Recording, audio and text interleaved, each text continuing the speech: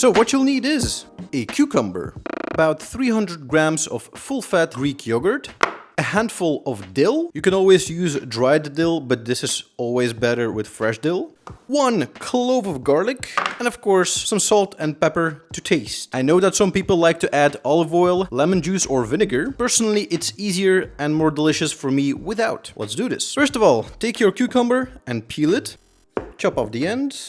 Cut the cucumber in two again. Take a spoon and scrape out the seeds. After that, take a clean kitchen towel and grate your cucumbers. There we go. Now wrap your cucumber in your dish towel and just squeeze out all of the juice. Some people like to add salt to the cucumber so it releases more juice, but this is easier and less time consuming. And there's almost like no difference. Take your dill and just chop it up roughly. It doesn't have to be too fine.